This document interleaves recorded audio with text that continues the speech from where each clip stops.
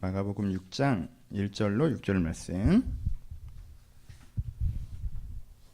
같이 하셨으면 한 절씩 교독하시겠습니다. 제 1절 읽겠습니다.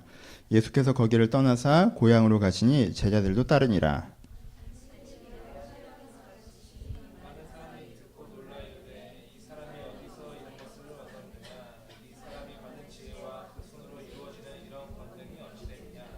이 사람이 마리아의 아들 목수 아니냐? 야곱과 요셉과 유다와 시몬의 형제가 아니냐? 그 누이들이 우리와 함께 여기 있지 아니하냐 하고 예수를 배척한지라.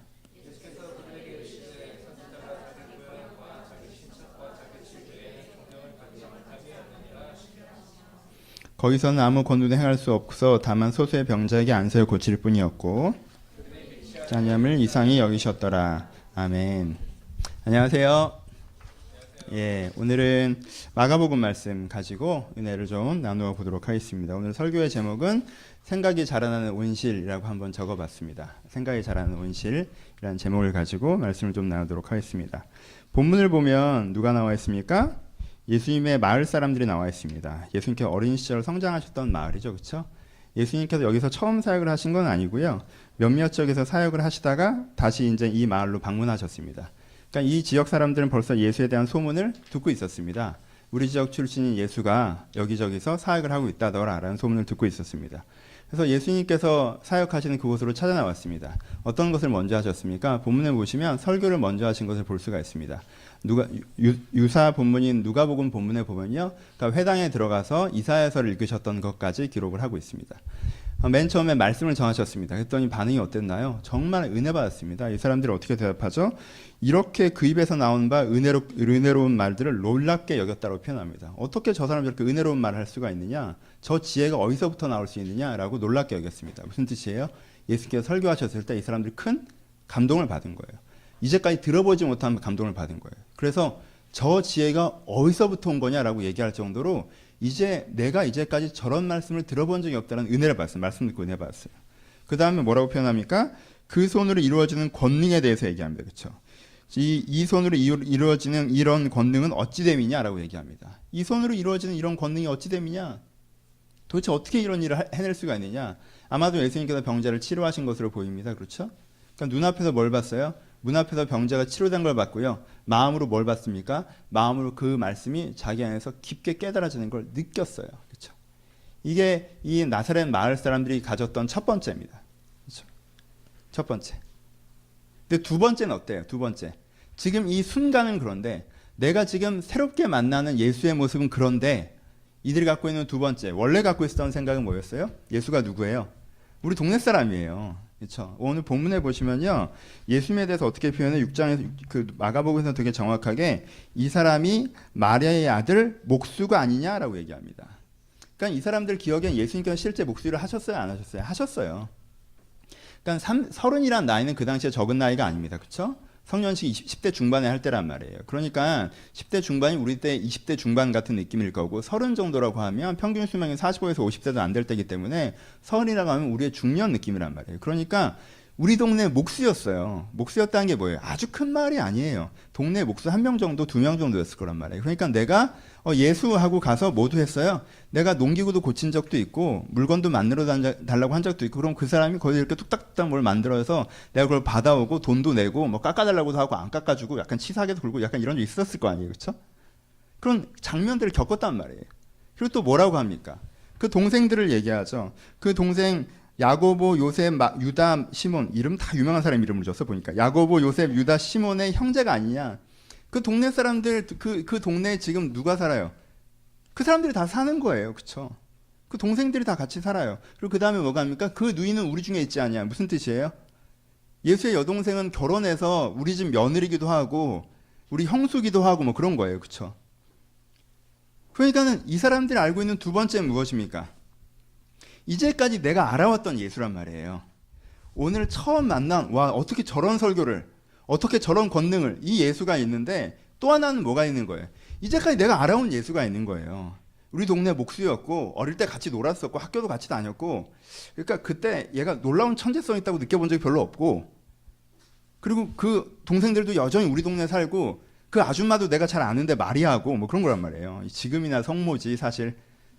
그때 그냥 동네 아줌마인 거예요. 그냥 내가 아는 아줌마예요. 아줌마 성격이 어땠는지 모르겠지만 하여튼 아줌마란 말이에요. 그런 걸 쭉 봤을 때 또 하나는 뭘 갖고 있는 거예요? 예수는 뭐라는 거예요? 그냥 평범한 목수라는 거예요. 그렇죠? 지금 이 장면이 뭐예요? 이 장면에서 나사렛 사람은 어때요? 이 두 가지가 어떻게 되는 겁니까? 딱 충돌하는 장면이죠. 이 두 가지가 딱 충돌하는 거예요. 내가 이제까지 갖고 있었던 생각과 내가 이제까지 알고 있던 예수님이죠. 내가 이제까지 갖고 있었던 생각과 지금 나한테 새롭게 주어지는 정보, 그렇죠? 새롭게 주어지는 사실 두 가지가 지금 딱 어때요? 두 가지가 지금 딱 충돌하는 거죠, 그렇죠? 이렇게 충돌할 때 이 사람들은 어떤 선택을 합니까? 두 가지가 딱 충돌했을 때 이 사람들은 어떤 선택을 해요? 잠깐만요. 됐다. 충돌할 때 어떤 선택을 해요? 그냥 새로운 사실을 무시하고 기존에 알아왔던 생각을 유지하는 선택을 하죠. 그렇죠? 새로운 사실을 무시하고 기존에 알아왔던 정보를 생각을 그냥 유지하는 선택을 해요. 그렇죠? 이런 걸 뭐라고 표현해요? 이런 걸 완고하다고 표현합니다. 내가 원래 갖고 있었던 생각들이 있었어요. 내가 원래 갖고 있었던 판단들이 있었습니다. 근데 내 생각으로 이해되지 않는 새로운 게 들어왔어요. 내 생각으로 소화되지 않는 새로운 게 들어왔어요. 이전에 갖고 있었던 생각으로는 그게 소화되지 않아요. 그렇잖아요. 목수라는 사실만 가지고는 지금 예수님은 그냥 목수야 이래버리면요 뭐가 소화가 안 돼요. 그럼 예수님이 지금 하시는 설교, 내가 받은 은혜, 내가 본 권능은 소화가 안 돼요. 설명이 안 된단 말이에요. 근데 어떻게 해요? 그걸 그냥 무시하고 원래 생각을 유지하는 쪽으로 그냥 결정해 버려요. 어떻게 하는 거예요? 새로운 생각을 무시하는 쪽으로 결정하는 거예요. 그런 걸 뭐라고 해요? 완고하다고 해요. 우리는 완고합니까? 완고하지 않습니까? 어떻게 했어야 돼요? 어떻게 해야 됩니까? 사람이요, 내가 원래 갖고 있던 생각이 있어요. 근데 원래 갖고 있던 생각으로는 설명되지 않은 새로운 생각이 들어와요. 그럼 어떻게 해야 돼요? 이 두 가지 대립되는 정보가 나한테 있는 것처럼 보이는 거잖아요. 이것도 맞는데, 목수인 것도 맞는데 지금 내가 은혜 받은 것도 맞아. 이 두 가지 정보가 들어와야 되잖아요. 근데 지금 내 머릿속에는 이 두 가지 정보가 하나가 들어오면 모순처럼 느껴지잖아요. 그럼 이 정보도 맞아. 이 정보도 맞아. 근데 이 두 가지 정보가 하나처럼 느껴지면 모순돼. 그럼 셋 중에 뭐가 틀린 거예요? 모순된다고 생각하는 내 사고의 폭이 틀린 거예요. 그쵸? 이것도 확실히 맞고 은혜 받은 것도 팩트잖아요. 목수인 것도 팩트예요. 그럼 뭐가 문제예요? 팩트 두 개가 왔는데 그걸 모순으로 해석하는 머리의 구조가 문제인 거죠. 그럼 뭘 해야 됩니까? 사고의 폭을 확장시켜야 된다는 거예요. 그렇죠? 근데 이 사람들은 그렇게 안 해요. 사고의 폭을 확장시키려고 하지 않아요. 기존의 사고를 그냥 유지하려고 합니다. 그렇죠? 이것이 우리 가운데 필요한, 우리 가운데 조심해야 될 완고함의 이슈예요. 보세요. 한 사람이 있습니다. 완고함은 다양하게 나타나요. 한 사람이 쭉 살아왔는데 내가 이제까지 별로였어. 근데 별로란 말이에요. 여러분, 저 같은 성향의 사람은요, 중고등학교 때까지는 별로입니다. 저는 수학을 되게 못해요. 그러니까 공부를 잘하지 않았어요. 그렇잖아요? 국어를 보면은 괜찮은데 수학만 보면 한심해진단 말이에요. 그럼 전체적으로 어떻게 돼요?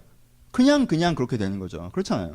저는 운동을 그렇게 잘하는 스타일도 아니에요. 보시면 아시겠지만 막 이렇게 운동 막 이렇게 하고 그러지 않아요. 저는 다른 운동은 다 잘해요. 근데 공으로 하는 운동은 못해요. 근데 우리나라는 이렇게 공으로 하는 운동을 하는지 모르겠어요. 다 공으로 해요. 다 공으로 해요. 그러니까 못해요. 그렇잖아요. 내가 그리고 어떻게 나대는 성격이 아니니까 막 재밌고 웃기고 이런 스타일이 아니란 말이에요. 까불고 이런 스타일이 아니란 말이에요. 이건 고등학교 때는 셋 중에 하나 해야 두드러집니다. 그렇죠? 공부를 잘하거나 운동을 잘해서 싸움을 잘하거나 아니면은 웃기거나. 얘는 공부도 못하고 웃기지도 않고 뭐 싸움도 못해. 그럼 얘는 뭐예요? 얘는 그냥 잉여 인간이에요. 그냥. 그렇잖아요. 고등학교 때까지 그렇게 평가되잖아요. 그렇죠? 여자들은 마찬가지예요. 뭐 해야 돼요? 친구 성격이 좋거나 공부 잘하거나 운동 못해야 돼요. 뭐해? 이쁘거나. 세 가지 중에 하나 해야지 두드러지잖아요. 내가 이쁘지도 않고 공부를 그렇게 잘한 것도 아니고 뭐 싸움 잘하면 소문 이상하게 하여튼 성격이 그렇게 좋은 것도 아니고 난 그냥 잉여 인간이란 말이에요. 그렇죠? 내가 스스로 되게 평범한 인간이라고 생각하고 살아왔어요. 난 그냥 아무것도 할 줄 모르는 사람이에요. 근데 어느 날 새로운 정보가 발생해요. 생각보다 내가 이런 걸 되게 잘하는 사람이구나라는 걸 만날 때가 있단 말이에요. 대학 갔더니 나보고 똑똑하다고 그러더라고. 난 처음 들어봤어요, 그런 얘기를. 저 왜요? 대학 가면 국어만 하잖아요. 국문과 갔으니까. 국어는 원래 잘했거든. 그냥 똑똑하다고 그러는 거예요. 그렇잖아요. 새로운 정보가 들어왔어요. 그럼 그때 어떻게 해야 돼요? 두 가지 반응이 있죠. 아, 내가 이런 부분이 약하지만 이런 장점도 있고 난 전체적으로 이런 사람이구나라고 뭐 어떻게 해야 돼요? 생각의 폭을 확장해야 되죠. 근데 완고한 사람들은 어떻게 합니까? 아니에요. 난 그런 괜찮은 사람이 아니에요. 라고 그래버리죠. 난 그런 걸 할 수 있는 사람이 아니에요. 라고 그래버리죠. 난 그냥 평범한 사람이에요. 라고 그래버린단 말이에요. 나에 대한 새로운 정보가 들어왔는데 나에 대한 새로운 장면이 발생했는데 그 장면을 어떻게 하는 쪽으로 움직여요? 무시해버리는 쪽으로 움직인단 말이에요. 그렇죠? 그냥 나 기분적으로 하는 얘기일 거야. 에이 뭐 그거 하는 게 뭐 대수야? 그게 뭐예요? 겸손한 거예요? 아니면 완고한 거예요. 여러분 세상을 살아갑니다. 인생의 목적이 있었어요. 보람 있고 행복하게 살고 싶어요. 의미 있고 행복하게 살고 싶단 말이에요. 의미 있고 행복하게 살고 싶으려고 쫙 생각을 하고 쭉 대학 때까지 살았는데 사회 나와보니까 어때요? 의미 있고 행복한 사람을 누가 줘요? 아무도 안 주죠. 의미 있고 생각하는 상황이 돼요? 안 되죠. 의미 있고 행복하게 살려고 했는데 그럴 만한 여건이 안 돼요. 뭐가 들어왔어요? 새로운 정보가 들어왔죠. 의미 있고 행복하게 사는 건 그냥 내가 맘먹는다고 되는 게 아니라는 정보가 들어왔단 말이에요. 그럼 완고한 사람들은 어떻게 합니까? 이 정보를 어떻게 해요? 무시해요. 그래서 어떻게 생각해요? 아, 의미 있고 행복하게 살게 돼야 되는데 그렇게 안 해주는 세상이 문제라는 거예요. 빨리 일이 잘 돼야 되는데 잘 안 되는 상황이 문제라는 거예요. 뻔히 새로운 정보가 들어왔는데 그건 쉽게 되는 게 아니야라는 정보가 들어왔는데 그걸 무시한다는 거예요, 그냥. 그리고 내가 의미 있게 행복하게 살기로 했다라는 그 마음만 계속 유지해요. 그러다가 어느 점에서 어떻게 해요? 아예 또 이쪽을 놔요. 생각의 폭을 넓힐 수가 없으니까. 아, 의미 있고 행복하게는 못 사는 건가 보다. 그렇죠? 어떻게 해야지 생각의 폭을 넓히는 거예요? 아, 의미 있게 행복하게 난 살고 싶어. 그건 팩트예요. 의미 있고 행복하는 게 쉬운 일이 아니야. 그것도 팩트예요. 그럼 어떻게 해야 돼요? 어떻게 이 어려운 환경을 넘어서 이 어려운 환경을 내가 돌파해서 의미 있고 행복한 삶을 구현해낼 수 있을까를 새로 생각해야죠. 그렇죠? 두 가지가 합쳐져야 된단 말이에요. 그게 뭐예요? 완고함을 넘어서서 생각의 폭을 넓히는 거예요. 그렇죠? 인간관계도 마찬가지예요. 중고등학교 때, 대학교 때까지는 어때요? 나랑 잘 맞는 사람들밖에 만날 수 없죠. 왜요? 여러분 초, 중, 고는 기본적으로 동네에서 가잖아요. 동네 사람들은 수준, 성향, 취향이 비슷해요. 같은 지역이란 말이에요. 기본적으로. 전공을 선택했어요. 그러면 일단 그 학교 그 전공에 갔다는 게 뭐예요? 고등학교 때가 위치가 비슷했다는 거예요. 비슷한 성적이었다는 거예요. 그렇죠? 비슷한 성적이었으니까 거기로 왔겠죠. 그리고 취향이 비슷하다는 거예요. 국문과 사람들은 취향이 다 비슷하단 말이에요. 신학과 사람들은 다 달라요. 이상해 거기는. 근데 국문과 사람들은 다 취향이 비슷해요. 신학은 다양한 동기부여를 하기 때문에 그건 다른 말이에요. 근데 경영을 갔다, 회계를 갔다, 그건 비슷하단 말이에요. 내가 수학 좋아하는 사람을 내가 반에서 한 번도 만나본 적이 없는데 수학과를 갔어. 그럼 다 수학을 좋아할 거 아니에요. 기본적으로는. 세상에서 만나볼 수 없는 사람들 거기서 만나보잖아. 수학이 좋대, 재밌대, 막 수학 문제 서로 물어보고 막 이런 짓을 한단 말이에요. 그럼 난 국문과 같은 사람들은 이상한 사람들, 세상에서 제일 이상한 사람들. 근데 사회 나오면 어떻게 돼요? 섞어서 만나죠. 수학과 출신도 만나고, 그렇잖아요. 심리학 전공한 사람도 만나고, 경영학교 출신도 만나고, 대학 안 나온 사람도 만나고, 박사 출신도 만나고, 다양한 사람 만난단 말이에요. 새로운 정보가 주어지죠. 완고한 사람들은 어떻게 해요? 옛날에 내가 사귀었던 친구들이랑 닮은 사람들만 찾죠. 그렇죠? 내가 사귀어봤던 사람들, 취향 비슷한 사람, 성향 비슷한 사람, 내 익숙한 사람, 익숙한 패턴. 더 완고한 사람들은 비슷한 사람이 아니라 그 사람들만 찾죠. 그때 친구들만 계속 만나고. 그때 친구들이랑 계속 만나는데 얘는 관계의 폭을 넓혔어. 그래서 새로운 관계로 막 나아가. 그래서 얘한테는 나는 소중한 친구지만 나 유일한 친구는 아니야. 근데 난 얘가 유일한 친구야. 그러니까 얘가 새로운 친구를 만나고 되게 섭섭하고 내가 외로운 것 같고. 기존 친구도 소중해요. 하지만 새로운 사람을 사귀지 못할 이유도 없는 거잖아요. 완고함이라는 건요, 우리 가운데 굉장히 자주 반복돼서 나타납니다. 자주 반복돼서 나타나요. 내가 기존에 갖고 있었던 생각에 새로운 정보가 들어올 때 그 새로운 정보를 받아들이려고 하지 않고 그 새로운 정보를 무시하고 기존에 내가 갖고 있는 생각만 계속 맞다라고 유지하고 싶어하는 그 패턴은요, 굉장히 자주 나타난다는 거예요. 근데요, 사람들은 대부분 자기가 완고하다고 생각하지 않아요. 왜냐하면 사람들이 완고라는 단어를 잘못 해석해서 되게 자만하고 교만하고 건방진 거라고 생각을 해요. 근데 보세요. 제가 말씀드린 세 가지 일반적인 완고함을 얘기했죠. 이 사람은 자만하고 거만하고 막 이렇게 세상에 자기가 제일 잘났고 이렇게 왕처럼 걸어 다닐까요? 아니죠. 아닐 거예요. 내가 더 괜찮을 수 있는 기회들을 가져도 아니야 난 그런 거 못하는 사람이야 하면 기본적으로 자신감이 있을 것 같아요? 아니죠. 이 겸손을 가장한 완고이기 때문에 되게 자신감 없는 표정으로 서 있어요. 그렇죠? 난 더 넓은 관계로 나아가지 않고 기존 관계만 머물러 있는 완고함이 있어요. 그럼 어떻게 해요? 관계에서 되게 소극적이겠죠. 세상을 좀 내가 보람있고 의미있게 즐겁게 살려고 하는데 세상이 안 도와주는 것 같아서 짜증나요. 그럼 어떻게 했어요? 기본적으로 약간 화가 나 있겠죠. 그러니까 완고한 사람들이 되게 자신감 있는 표정으로 세상 앞에 서 있는 게 아니에요. 그건 교만한 사람이고. 교만한 사람들은 자신감 있게. 별것도 없으면 자기가 대단한 양. 이건 교만한 거고. 완고한 건. 자기 생각을 안 바꾸는 사람들은 어때요? 왠지 자기가 더 외롭다고 생각하고 자기가 마음에 들지 않고 세상이 마음 같지 않고 이 정서가 훨씬 더 세요. 그래서 되게 연약해 보이고 나약해 보이고 방어적으로 보이고 완고한 사람들이 사실 굉장히 자주 이런 식의 태도로 나타난다는 거예요. 완고한 건 되게 위험합니다. 왜요? 완고한 건요, 그 완고한 태도 자체가 내 성장을 막고요. 새로 찾아오는 기회를 막고요. 인생의 가능성을 제한하고요. 하나님과 단절되게 하기 때문에 그래요. 완고하면 예수가 눈앞에서 은혜를 주고 있는데도 내가 은혜를 받았는데도 그 은혜를 유지하지 않습니다. 지금 은혜 받았잖아요. 얼마나 여러분 내 설교 들으면서 한 번이라도 그런 생각 해본 적 있어요? 이런 지혜가 어디서 남이뇨? 이런 느낌 와본 적 있어요? 없잖아요. 저 설교를 듣고 뭐라고 느꼈어요? 와, 이런 얘기 내가 진짜 처음 들어본다. 이런 지혜가 어디서부터 생겼나라고 할 정도로 그렇잖아요? 그런 은혜를 받았어요. 근데요, 그런 은혜를 받고도 완고하면 에이, 목수잖아 이래버려요. 완고하면 신앙이 안 좋은 이유가 여기 있어요. 완고함이 다른 거에도 문제였지만 신앙이 좀 안 좋습니다. 이런 식으로 되는 거죠. 주일날 은혜로운 말씀을 들었어요. 들은 적 있잖아. 한 번도 없진 않잖아요. 기억을 해봐요. 주일날 은혜로운 말씀을 들었단 말이에요. 성경을 읽다가 감동을 받았어요. 기도를 하다가 하나님께서 뭔가 말씀하셨어요. 그럼 어떻게 됩니까? 그 새로운 생각을 중심으로 뭔가 생각을 해야겠죠. 그렇죠? 근데 그 생각이 들어오자마자 그 다음에 무슨 생각이랑 붙여버려요. 내가 기존에 갖고 있는 생각이랑 붙여버리죠. 그럼 여러분 이제 내가 기존에 갖고 있는 생각이라고 하는 건요, 자랄 대로 자란 나무 같은 거예요. 그렇잖아요? 잎사귀까지 무성하게 오랫동안 그 생각을 했잖아요. 근데 이제 하나님께서 주신 말씀, 은혜는 이제 씨앗이잖아요. 그렇죠? 이거 두 개를 붙여버리면 이게 남아나겠어요? 하나님께서 이러한 삶이 내 가운데 있다. 아, 그 말씀은 참 좋다. 가슴에 감동이 있어서. 근데 내가 생각하기에 아, 그게 어떻게 돼? 이래서 안 되고 저래서 안 되고 저래서 안 되잖아. 라고 딱 돼요. 그러면 그 씨앗이 살아남을 수가 있냐고요? 못 살아남죠. 예수가 여기에 말씀하셔서 은혜를 받아도 그 완고한 사고방식으로 이 생각이 살아남을 수가 없다라는 거예요. 여러분 혹시 완고하십니까? 혹시 완고하십니까?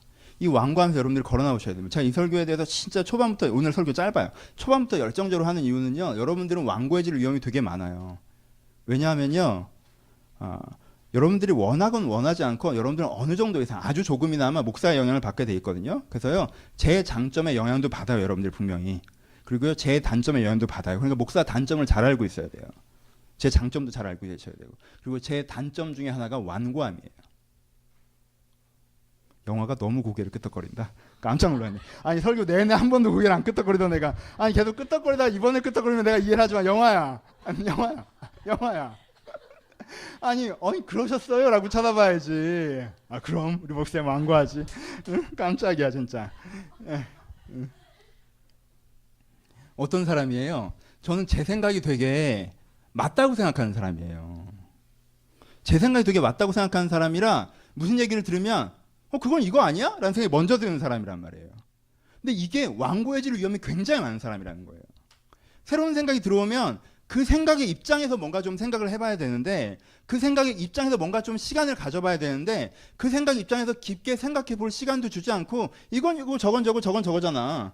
예수는 목수고 동생들도 우리한테 살고 걔네들이 우리 집 며느리잖아. 끝. 이렇게 되는 거예요. 그러니까 그 생각이 뭘 할 시간이 없어요? 자라날 여지가 없어지는 거예요. 혹시 우리는 완고하지 않습니까?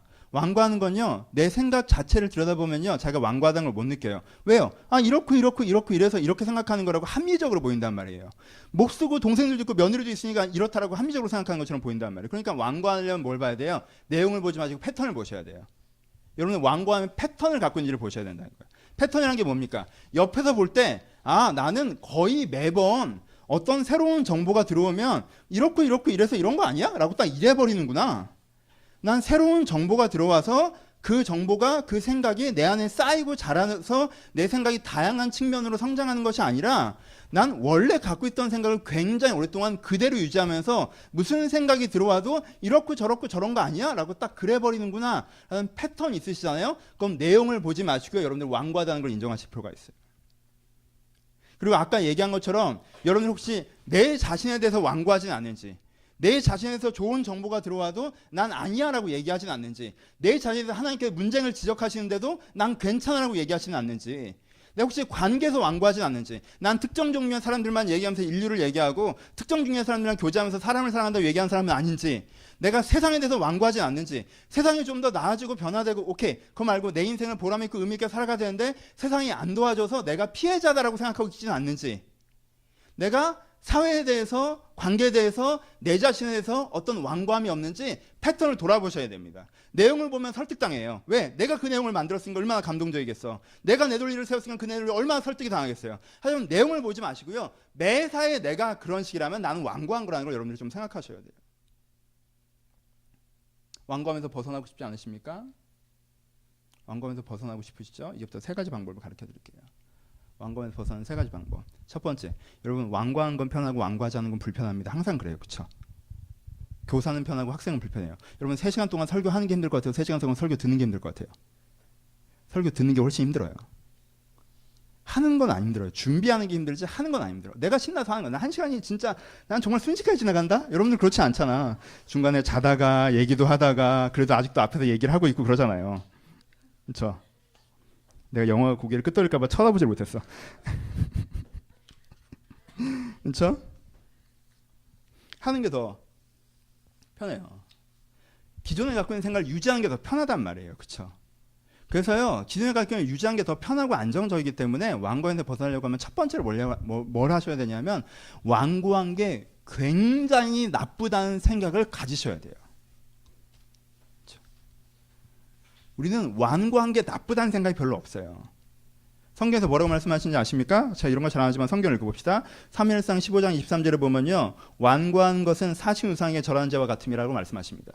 누구에게 한 얘기예요? 사무엘이 사울에게 한 얘기예요. 완고한 것은 우상 숭배하는 죄와 같다고 그랬어요. 그렇죠? 그 다음에 누굴 얘기합니까? 시편 78편 8절에 보면요, 그들의 조상은 완고하고 패역하여 완고하고 패역하여라고 얘기하고 계세요. 여기서 말하는 그들의 조상이 누구예요? 1세대 이스라엘이에요. 그렇죠? 완고하고 패역했어요. 그렇죠? 세 번째, 이사야서 48장 4절에 보면요, 너는 완고하여 내 목은 쇠의 심줄 같고라고 얘기해요. 네가 완고해서 네 목은 쇠숨질 같아. 이렇게 꺾이지를 못한다. 완고한다. 자기 생각을 너무 유지한다는 거예요. 그렇죠? 누구한테 얘기했어요? 멸망기로 치닫고 있는 유다에게 한 얘기예요. 그 다음에 고린도후서 3장 14절에 나옵니다. 그들의 마음은 완고하여 오늘까지도 구약을 읽을 때 그 수건을 벗겨내지 아니하고. 누구에게 하신 얘기예요? 예수님 시대 유대인들에게, 바리새인들에게 하신 얘기예요. 그렇죠? 완고하라는 단어가 성경에서 찾아보세요. 어디 나온지 아십니까? 이럴 때 나와요. 대부분 이럴 때 나와요. 누구에게 하는 얘기예요? 좋은 기회를 갖고 있음에도 불구하고 그 기회를 망쳤던 사람들한테 이 얘기를 합니다. 사울이 어땠습니까? 다윗처럼 될 수 있었죠. 근데 자기 생각에 너무 딱 굳어져서 하나님께서 무슨 얘기를 해도 안 들으니까 어떻게 됐어요? 자기 인생의 기회를 잃어버리지 않습니까? 1세대 이스라엘이 어떻게 했어요? 2세대가 될 수 있었죠. 어찌됐건 가나안 땅에 들어가는 게 최종 목적이었잖아요. 그게 더 원했던 거잖아요. 들어갈 수 있었어요. 근데 어떻게 해서? 완고해서 그렇게 되지 못했다고 해요. 여러분, 이스라엘이 멸망하지 않을 수 있었습니다. 유다가 멸망하지 않을 수 있었어요. 좋은 나라로 만들어갈 수 있었어요. 근데 어떻게 했어요? 여긴 진짜 좀 심하게 표현하죠. 완고하여 심줄 같아서, 소의 힘줄 같이 정말 끊어지지 않은 완고함이 있어서 변하지 않았다는 거예요. 그렇죠?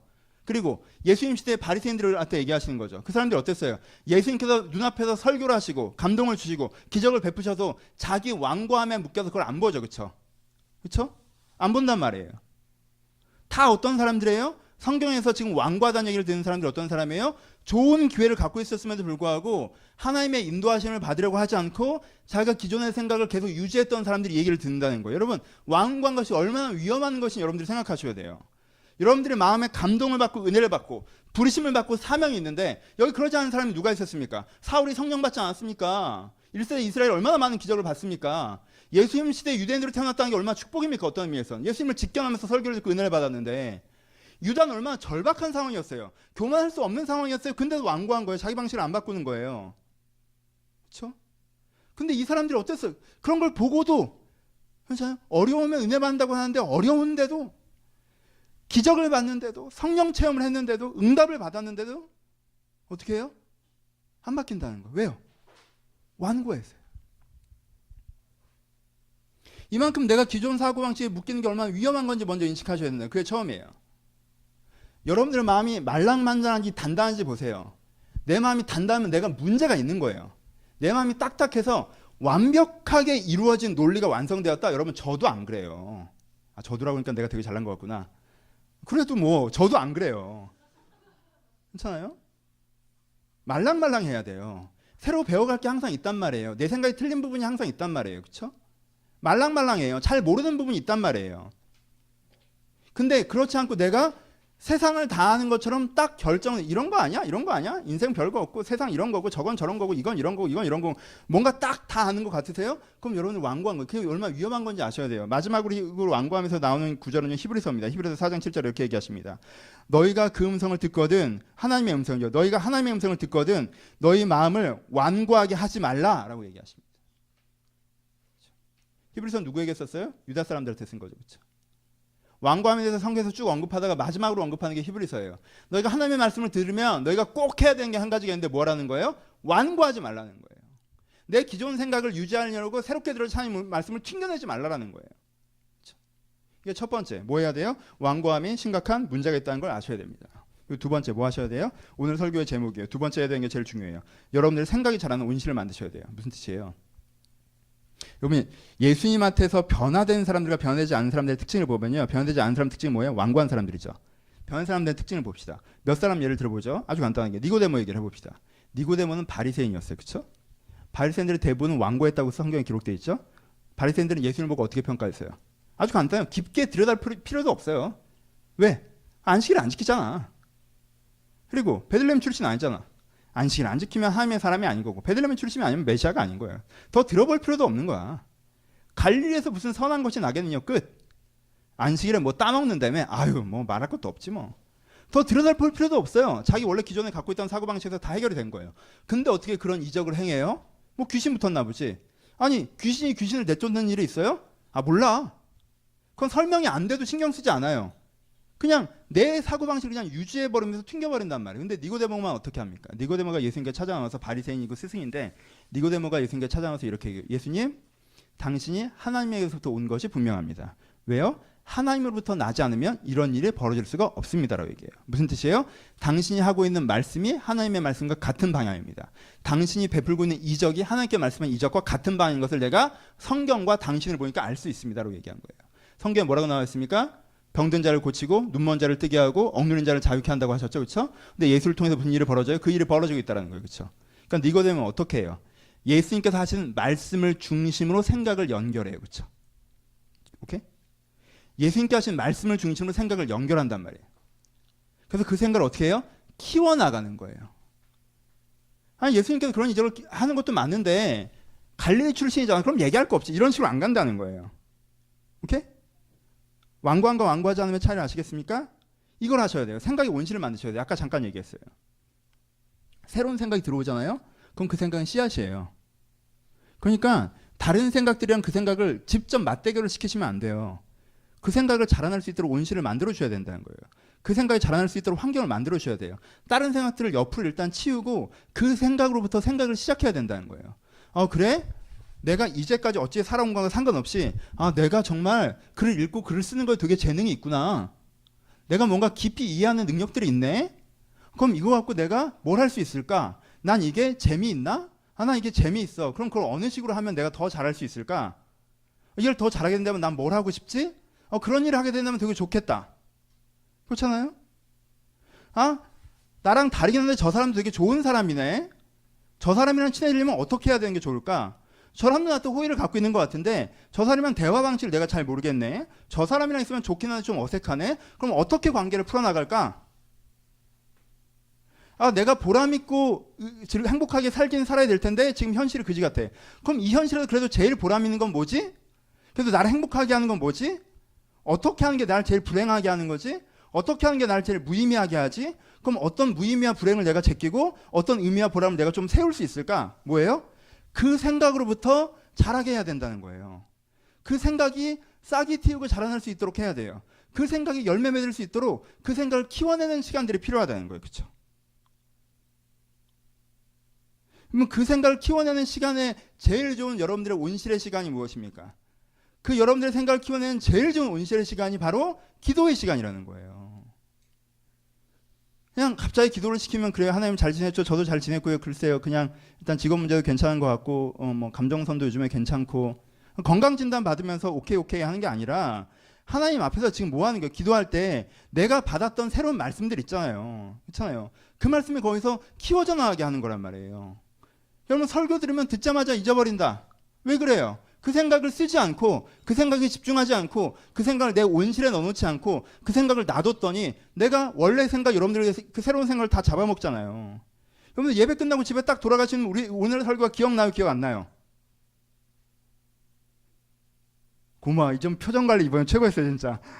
예스 노도 표현하지 않는. 그렇죠? 기억나요? 기억 안 나요? 기억 잘 안 날 때 많잖아요. 기억 잘 안 날 때 많아요. 당장 적용할 수 있어요? 여러분 어떻게 설교를 듣자마자 적용합니까? 내가 그 생각 하나를 내 생각의 온실에다 넣어놔야 된다는 거예요. 그래서 그 생각을 키워야 돼요. 평소에는 그 생각 못 할 수 있어요. 왜? 기존 생각들이라는 게 있으니까. 근데 생각의 온실에서 기도 시간에 그 생각을 더하고 묵상 시간에 그 생각을 더하고 말씀을 읽으면서 그 생각을 더하고 그 생각을 계속 키워나간다는 거예요. 그렇죠? 여러분 사람이 되게 많이 변화될 때 중에 하나가 언제냐면요. 성경 말씀 열심히 읽을 때예요. 저는 그렇게 변했어요. 그래서 저는 성경 공부를 강조하는 거예요. 성경 공부를요. 아, 이 말씀이 이 뜻이구나. 전 큐티 별로 안 좋아해요. 아, 이건 좀 그런가? 저랑은 잘 안 맞아요. 완고하구나, 그치? 그래요. 완고하네, 진짜. 네, 근데 저는 구절 하나 있고, 아, 이건 이렇게 해야겠다. 구절 하나 있고, 이건 저렇게 해야겠다. 이것도 좋죠. 근데 그냥 내가 어떻게 살아야겠다는 생각 없이 성경책을 처음부터 끝까지 그냥 쭉 그냥 공부를 했어요. 그냥. 당장 적용하려고 하지도 않고 아 이건 이 말이구나 이건 저 말이구나 이 왕은 이렇게 살았구나 저 왕은 저렇게 살았구나 시편은 이런 말씀이구나 다윗은 이런 감동을 받았구나 나한테 적용하려고도 안 하고 그냥 쭉 했어요. 그리고 계시록을 딱 덮으니까 어떻게 살아야 될지 알겠더라고. 괜찮아요. 이쪽 생각이 크는 거예요. 그 몇 달 동안 크는 거란 말이에요. 제가 처음 제대로 성경을 공부할 건 창세기부터 계시록까지 5개월 동안 공부했단 말이에요. 그러니까 5개월 동안 그 말씀에 좀 푹 빠져서 이렇게 쭉 거기에 대한 생각의 시간들을 나한테 많이 줬더니 그 5개월 동안 내가 아 이렇게 해야겠구나 하는 생각이 되게 크게 있더라고요. 그게 뭐예요? 생각의 온실을 만드는 거예요. 온실을 만들지 않고 곧장 논에 뿌리면요. 모내기를 하지 않고 곧장 논에 뿌리면 그게 잘 못 자라요. 왜요? 여러분들 토양이 척박해서 그래요. 토양이 척박해서 그래요. 그러니까 내 마음이 옥토이신 분들은 그냥 직접 뿌리세요. 근데 내 마음이 옥토가 아니신 분들은 뭐가 필요해요? 내 마음에 생각의 온실이 필요하다는 거예요. 그 생각이 자라날 수 있도록. 다른 생각의 경쟁에서 잡혀먹지 않아요. 근데 재밌는 게 뭔지 아십니까? 이 은혜의 생각, 바른 생각 여러분 속에서 어느 정도 자라잖아요. 그리고 딱 내놓잖아요. 그 생각이요. 여러분들 헛된 생각들을 다 잡아먹습니다. 그렇죠? 큰 나무 옆에 잣나무가 못 사는 것처럼 제대로 된 하나님의 은혜의 생각 여러분들이 딱 뿌리 내펴 쓰면요. 그 옆에 잣나무가 자라지 못해요. 이 생각이 저 생각을 싹 흡수해냅니다. 두 번째 생각의 온실을 만들어야 돼요. 그래서. 세 번째는 아까 얘기했어요. 그래서 그 다음에 뭐 하는 거예요? 사고의 틀을 넓혀야 되죠. 기존에 있던 생각들을 다 버리면 안 돼요. 여러분 마치 새 사람이 된 것처럼 하루아침에 내가 어제까지는 되게 나약한 사람이었지만 문제가 많은 사람이었는데 이런 장점이 있으니까 갑자기 하루아침에 딱 돼서 그 장점만 나인 것처럼 생각하고 옛날에 미약함은 다 던져버리는 그건 어리석은 거예요. 그건 자만한 거예요. 그건 교만한 거예요. 그것도 자기를 제대로 이해하지 못한 거예요. 여전히 내 약점과 단점이라는 게 거기 있어요. 난 그런 사람이기도 해요. 그러니까 이 두 가지를 통합시켜야 된다는 거예요. 그렇죠? 내가 새로운 사람들 만나도 옛날 친구들이 의미 없어요? 아, 사회에서 만난 사람이 난 옛날에 어릴 때 친구들 아니에요. 그 사람도 의미가 있어요. 통합시켜야 돼요. 그렇죠? 통합시켜야 돼요. 그게 뭐예요? 아까 얘기했던 넓은 사고의 틀을 갖는 거예요. 새롭게 자라는 생각과 기존에 자라는 생각이 잘 연결될 수 있도록. 여러분 예수님의 마을에 살았던 사람들이 그렇게 연결하려고 했으면 어떻게 됐겠어요? 두 가지 다 버리지 않는 거죠. 이것도 버리지 않고 저것도 버리지 않고. 예수님이 목수인 것도 많고 예수님께서 지금 메시아적인 말씀을 전하신 것도 맞아. 그럼 어떻게 해야 돼요? 여러분 마리아한테 가서 물어봤어요. 어떻게 된 거냐 이게. 그럼 마리아가 얘기를 해줬겠죠. 사실은 내가 천사를 만났는데 가브리엘 얘기 들을 수 있지 않았겠어요? 그렇죠? 사실 이게 요셉의 아들이 아니었다 얘기 들지 않으시겠어요? 자기가 어떻게 베들레헴에서 이 아이를 낳는지 얘기하지 않겠어요? 사실 요셉이 다윗의 후손이어서 얘기를 들을 수 있지 않겠어요? 그럼 이 사람들은 누구보다 풍성한 폭을 갖고 있는 사람들이 되는 거예요. 그렇죠? 풍성한 폭을 갖고 있어. 여러분 4년 뒤에부터 초대교회 운동이 일어납니다. 그렇죠? 이때부터 3, 4년 뒤부터 초대교회 운동이 일어나요. 그러면서 이스라엘 지역과 또 전 소아시아 지역에 많은 교회들이 생겨납니다. 근데 이 교회를 다니는데 내가 나사렛 출신이야. 혹은 나사렛 지역에 있는 교회야. 얼마나 간지나요. 다 어릴 때부터 예수님 알고 지냈고 막 말이야 그때 예수님이 말이야 이럴 때 내가 님자 붙여야지 하면서 이렇게 얘기하는 거예요. 이 사람들이 얼마나 교회를 풍성하게 했겠습니까? 이 사람의 은혜가 얼마나 더 풍성했을까요? 그렇잖아요. 예전의 것을 버려야 되는 게 아니에요. 어릴 때 예수님이 알았던 게 마이너스가 아니란 말이에요. 그걸 알고 이것도 알면 이 사람들은 더 큰 풍성한 은혜 속에 들어갈 수가 있는 거예요. 그렇죠? 생각의 폭을 넓혔으면 새로운 생각이 자라게 했으면 그래서 그것들을 통합해냈으면 이 사람은 이 완고함을 넘어서 새로운 의미의 속으로 들어갈 수가 있다는 것입니다. 이게 오늘 설교의 첫 번째 결론이에요. 여러분들에게 간곡히 원하는 것은 우리는 너무 어릴 때부터 어떤 자부심의 교육을 받았나? 자존감의 교육을 받았나? 모르겠어요. 하여튼 내 의견에 너무 많이 집착하고 계시는 않습니까? 여러분 자신감을 가지세요. 자부심 가지세요. 여러분 의견을 믿으세요. 그건 중요한 거예요. 저도 그러잖아요. 근데요, 이게 과해요. 과하면 화가 됩니다. 여러분 혹시 돌아보시길 바랍니다. 여러분들이 자신감 넘치지 않다고 해서 혹시 완고하지 않고 부드러운 사람을 오해하고 계시지 않습니까?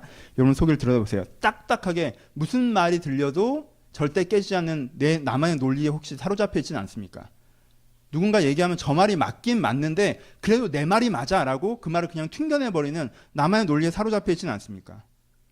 그러면 여러분들이 인정하셔야 돼요. 그게 여러분들이 원하는 게 아니에요. 그럼 여러분 얽매고 있는 겁니다. 그 완고함이 여러분들 묶고 있는 끈이에요. 올무예요. 여러분들의 발목을 붙잡고 여러분들 앞으로 나가지 못하게 하는 여러분들 올무란 말이에요. 어떻게 해야 돼요? 그 올무를 불태우고자 결단하셔야 돼요. 불태우고 싶어 하셔야 돼요. 그러잖아요. 그럼 하루아침에 없어져요? 아니에요. 그 올무를 끊어내는 싸움을 하는 거예요. 하는 게 아니에요. 여러분 가시덤불 이렇게 다 어떻게 이렇게 하려고 그렇게 싸우는 게 아니에요. 어떻게 싸우는 거라고 말씀드렸어요? 여러분 안에 제대로 된 나무를 키우시는 거예요. 조금만 미세요. 이걸 잡아먹지 않을 동안 옆으로 밀고 그 안에 말씀의 시간을 통해 기도의 시간을 통해 여러분 안에 있는 은혜의 생각이 더 자라나게 하시란 말이에요. 그럼 은혜의 생각이 자라나잖아요. 그럼 어느 정도 자라면 이 생각이 저 생각들을 없애준다는 거예요. 자연스럽게. 이 생각이 저 생각들을 없애줘요. 저 생각을 없애고 이 생각을 세우는 게 아니에요. 내가 그 생각을 잠깐 밀어내고 하나님의 생각들이 자랄 수 있는 내 내면의 온실을 만들어내면 그 속에서 그것이 자라서 저것들을 없애줍니다. 그때 내가 다시 통합적인 내면으로 다시 갈 수가 있어요. 그래서 내 마음 한구석에서 항상 뭐가 자라야 돼요? 내 마음 한구석에서는 내가 이미 많이 동의한 성숙한 은혜에 대해서는 내가 밖으로 내놓지만 내가 그렇지 않고 새로 들은 말씀에 대해서는 그걸 기억하고 자라나게 하셔야 돼요. 조금 더 사족을 붙이면 그러니까 적어 놓으셔야 돼요. 저처럼 완고한 사람은요 안 적어 놓으면 큰일 나요. 적어 놔야 돼요. 그리고 다시 봐야 돼요. 하나님께서 나한테 무슨 말씀을 하셨는지 다시 봐야 돼요. 기억해야 돼요. 묵상해야 돼요. 그래서 그걸 잘하게 해야 됩니다. 그러면요 여러분들이 더 변화될 거예요. 성장할 거예요. 두 번째 결론은 3주 전체 설교의 결론입니다. 3주 동안 사실 제가 같은 설교를 하고 있습니다. 무슨 설교를 하고 있어요? 첫 번째 주에 뭐라고 그랬어요? 내 마음에 가장 큰 마음이 내 진심이 아니라고 그랬어요. 그렇죠? 그래서 진심과 연결된 욕망을 찾아야 된다고 했어요. 내가 지금 원한다고, 내가 지금 저거 먹고 싶고, 내가 지금 저거 하고 싶고, 내가 지금 이거 때려치고 싶고, 내가 이거 지금 시작하고 싶다. 그게 내 진심이 아니라고 그랬어요. 그렇죠? 지금 제일 풍선처럼 부풀어오는 건 항상 뭐랑 연동돼 있어요? 상황과 연동돼 있어요. 그러니까 지금 내게 제일 큰 욕망이 아니라 내 진심, 내가 정말 원하는 욕망을 찾아야 돼요. 그렇죠? 첫 번째 주에 얘기한 거예요. 두 번째 주에 무슨 얘기를 했어요? 지난주에 많은 꿈이 많으면 헛된 것이 많다고 그랬어요. 이런 라이프 스타일도 가져야 되고, 이런 사회적 위치도 가져야 되고, 이런 관계성도 가져야 되고, 이 정도 위치에도 서고 싶고, 이 정도의 사람 되고 싶고, 저런 사람이 돼야 되라고, 저런 사람이 되었다는 생각 때문에 오늘을 다 내일을 향해 쓰고 있으면 어떻게 된다고 그랬어요? 오늘이 남아나지 않는다고 그랬죠. 그렇죠? 오늘이 사라져 버린다고 그랬어요. 그렇죠? 오늘 무슨 얘기를 했어요? 내가 기존에 갖고 있었던 상식, 내가 기존에 갖고 있던 생각, 내 완고함의 틀에 딱 사로잡혀서 다른 생각을 들어오지 못하게 한다면 그 생각 속에 나를 가두는 거라고 그랬어요. 그렇죠? 세 가지를 합쳐봅시다. 왜 우리는 신앙이 지속적으로 성장하지 않을까요? 왜 우리는 신앙이 내 안에 들어와서 자연스럽게 자라나지 않을까요? 많은 사람들의 마음에 이 세 가지 가시덤불이 엉켜있기 때문에 그렇습니다. 여러분들 마음속에 어떤 생각을 하면서 살아가십니까? 여러분 마음속에 어떤 고민을 하면서 살아가십니까? 아, 이렇게 돼야 되는데 그럼 내가 오늘 이걸 해야 되고 계획이 있습니다. 아, 지금 난 이걸 제일 하고 싶고 내 욕망이 있어요. 아, 그리고 세상은 이런 거야 하고 내 상식이 있어요.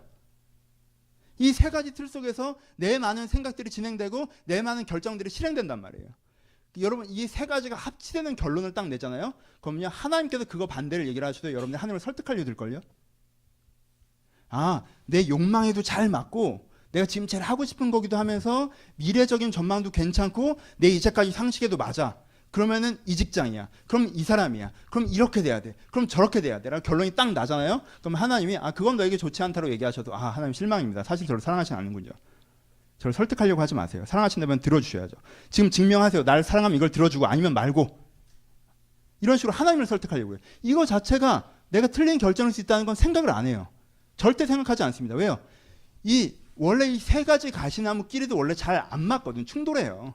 미래를 계획하면 오늘 이걸 해야 되는데 내용만 그걸 하기 싫고 내 상식은 그게 또 안 맞고 사실 이 세 가지도 안 맞아서 난리거든. 사실 속에서. 그렇잖아요. 내 상식으로는 난 안 돼. 근데 저게 하고 싶어. 근데 난 엉뚱하게 지금 원하는 건 저거네. 막 미치겠단 말이야. 난. 이 생각으로도 정신이 없는 거야. 난 지금. 그러니까 거기에 그 생각으로도 정신이 없는 그 전쟁터에 그 자시덤불에 그 난장판에 하나님께서 내가 너를 사랑한다고 씨앗을 뿌렸어. 이게 자라겠냐고. 내가 너와 함께한다고 씨앗을 뿌려겠어. 이게 자라겠냐고요. 내가 의로운 너는 오른손으로 너를 이끈다고 해서 이게 자라겠냔 말이에요. 네가 지금 변화되고 회심해야 된다고 해서 이게 자라겠냔 말이에요. 하나님께서 사람들을 보내주시고 기회들을 주시고 네가 얼마나 괜찮은지 이야기해 주셔도 이게 자라겠냔 말이에요. 안 자란다는 거예요. 그래서 우리한테 뭐가 필요한 거예요? 우리한테 내면에 온실이 필요하다는 거예요. 주님께서 여러분들의 마음에 던져주신 그 씨앗이 자랄 수 있도록, 여러분들의 마음속에 하나님께서 던져주신 그 씨앗이 자랄 수 있도록. 첫 주에 뭐라고 설교했습니까? 아까 얘기한 것처럼 내 가운데 가장 큰 마음이 아니라 진심에 닿아있는 욕망을 찾으라고 했죠. 어디서 찾아야겠어요? 여러분들 내면의 온실에서 찾으셔야죠. 그렇죠? 내가 여러 가지 꿈이 아니라 진정한 꿈을 찾아야 된다고 했죠. 어디서 찾아야겠어요? 여러분들의 마음에 있는 진정 온실에서 찾아야죠. 여러분 생각에 묶여있지 않고 새로운 가르침으로 변화되고 성장해야 된다고 그러죠. 그럼 어디서 새로운 가르침을 성장시키겠어요? 여러분들 마음의 온실에서 성장시켜야죠. 여러분들 마음의 온실을 갖고 계십니까? 여러분 그게 명상의 시간일 수 있습니다. 묵상의 시간일 수 있습니다. 내가 책을 읽는 시간일 수 있습니다. 새벽 기도의 시간일 수 있습니다. 기도하는 시간일 수 있습니다. 말씀을 공부하는 시간일 수 있습니다. 제 스타일은 성경 공부를 그걸 많이 하는 편이지만 사람마다 스타일과 성향이 다를 수 있어요. 근데 한 가지 확실한 건요. 여러분 마음에 그 온실이 있느냐는 거예요. 여러분 그 마음에 그 온실이 있는 사람은 자라납니다. 마음에 그 온실을 세우는 사람은 자라나요. 전 정말 새벽 기도하는 거 별로 안 좋아해요. 근데 요즘에 민영이가 새벽 기도하면서 그렇게 은혜를 받았더라고. 그렇잖아. 덜 미안해요. 교회에서 가까이 사는 애가 그랬으면 미안할 텐데 넌 원래 뭐니까 원래 새벽 기도 있어서 못 나왔을 거니까 안 미안해요. 근데 얼마나 다행이에요. 마음의 온실인 거예요. 나한테는 새벽 기도가 잘 맞는 거란 말이에요. 내 마음에 온실이 있어요. 내 마음에 온실이라는 게 있단 말이에요. 여러분 저희가 새롭게 기도운동, 말씀운동 시작합니다. 성경 공부하고 강의 듣고 하려고 해요. 그렇죠? 아침마다 묵상하는 것도 넣어놨고요. 여러분 성경 공부하는 것도 넣어놨고요. 수요일날 기도하는 것도 넣어놨고요. 여러분들 뭘 해야 된다고 제가 말씀드리는 게 있어요. 여러분 스타일에 맞게 액센트를 만드세요. 목사님 저는 강의는 그렇게 뼈 빠지게 안 들을 거지만 저는 수요 기도는 정말 제대로 할게요. 목사님 저는 강의 듣고 기도한 시간 저는 짧을지 모르겠지만 아침 기도를 저는 5분이 아니라 충분하게 하겠습니다. 아침 기도는 5분 정도 못할 수 있고 수요 기도 시간 1시간 겨우 확보하는 거 있지만 저는 말씀을 정말 깊이 읽어볼게요. 액센트를 주셔도 돼요. 근데요 여러분 액센트를 아무것도 안 주는 건 문제가 있어요. 이건 이래서 싫고 저건 저래서 싫고 이건 이래서 안 되고 저건 저래서 안 되고 이래서는 안 된다는 거예요. 여러분 세상에서는 망하는 사람들은 두 종류가 있습니다. 첫 번째 사람들은 나쁜 짓해서 망하는 사람이 있어요. 그리고 두 번째 사람은요 헛짓하다 망하는 사람들이 있습니다. 헛짓한다는 게 뭐예요? 지금 진짜 해야 될 걸 안 하고 딴짓을 하는 거예요. 그게 나쁜 짓이에요? 아니에요. 나쁜 짓이 아니야. 여기서 환장하는 거야. 공부 못하는 애들은 두 가지가 있어요. 나쁜 짓 하느라 공부 못하는 애들이 있고 헛짓하느라 공부 못하는 애들이 있어요. 책상에 안 앉아있는 애들 있고 책상에만 앉아있는 애들이 있단 말이에요. 앉아서 딴짓하는 거예요. 나쁜 짓 해요? 아니요. 손톱 깎아요. 별 그리고 이런저런 생각하고 엄마한테 미안하다는 생각도 하고 난 왜 이럴까라는 생각도 하고 이렇게 잘 됐으면 좋겠다는 생각도 하고 잠도 자고 밥도 먹고 그래서 물어보면 책상이 제일 편하대. 환장하죠. 여러분 액센트는 달라도 돼요. 액센트는 달라도 돼요. 제 액센트를 강요하는 거 아니에요. 전 성경 공부를 굉장히 좋아하는 스타일이에요. 그러니까 여러분들이 모두 그렇지는 않은 걸 전 100% 이해해요. 100% 이해해요. 근데 성경을 아예 안 읽으면서 한다는 건 말이 안 돼. 내 강의를 안 듣겠다. 그건 내가 이해해요. 들으면 좋은데, 잘하는데. 뭐 그냥 이해해요. 뭐 정죄하지 않을 거예요. 괜찮아요. 한번 들어보고 결정하는 건 제가 꼭 말씀해요. 꼭 들어보고 결정하세요. 동영상 강의를 만들 건데 꼭 들어보고 결정하세요. 제가 그래서 혼자 녹음할 거예요. 제 노고를 내가 얼마나 어색해서 죽을 것 같겠어요. 제가 그걸 참고 하는 거니까. 액센트는 있어야 돼요. 근데요, 여러분들 다른 것들을 하느라 그 시간을 못 냅니다는 여러분들 익스큐즈가 아니에요. 목사님 저는 이렇게 안 하고 이렇게 하고 있습니다. 100% 오케이. 100% 오케이. 저한테 큐티하라고 그렇게 많이 얘기한 선배 목사님들 계시고, 저한테 뭐 새벽기도하라고 그렇게 많이 한 선배 목사님 계시고, 저는 하나도 안 들어 처먹었어요. 그냥 나는 그건 안 좋아해요, 별로. 그럼 그분들이 나한테 자꾸 뭐라고 한다면 이거 하고 막 그런다며. 근데 저는요, 일주일에 그때 제 자만심은 하루에 한 장 읽을지 모르지만 제가 제가 일주일에 몇 장인데 내가 성경을 일주일에 내가 몇 시간을 읽는데 내가 목사님보다 훨씬 많이 읽어요. 훨씬 많이 읽고 훨씬 많이 묵상해요. 난 하루 종일 할 때가 있다고. 7시간, 8시간 할 때가 있다고. 하루 20분씩 안 해도 난 하루 8시간 하면 그 일주일을 살아요. 내가 그 은혜로. 그건 내 스타일이란 말이에요. 그건 존중. 오케이? 그런 건 존중. 하지만 그런 얘기를 하려면 뭐가 있어야 돼요? 내 스타일 찾았어야죠. 그렇죠? 내 스타일 하고 있어야죠. 그렇죠? 안 찾으셨으면 일단은 기성품으로. 교회에서 하는 걸로다가. 그렇죠? 판매용. 이걸 해보시고 스타일을 찾아가세요. 전 이게 우리 교회 전통이 되고 계속 하기를 바라지 않아요. 이거 3년짜리예요, 기본적으로. 계시록까지 끝나면 어떻게 할 거야? 다시 하나 창세기부터? 모르겠는데 그때가 생각해 볼게요. 하여튼 일단은 여러분들 이걸 하셨으면 좋겠어요. 마무리합시다. 여러분, 삶이 분주해서 기도를 못한다고 하는 사람들이 있습니다. 여러분, 제가 100% 이건 단언. 10% 빼고요. 진짜 삶이 분주한 사람들 있어요. 나머지 90%는요. 마음이 분주한 거예요. 마음이 분주해서 삶이 분주한 거예요. 그래서 삶이 좀 정돈되면 기도하겠다고 하는 말은요, 안 되는 얘기예요. 그 얘기를 한 4년째 하고 계세요. 그 삶은 언제 정돈되는데? 그건 안 되는 얘기예요. 근데 어떻게 되는 거예요? 삶이 분주한 게 아니라 마음이 분주한 거예요.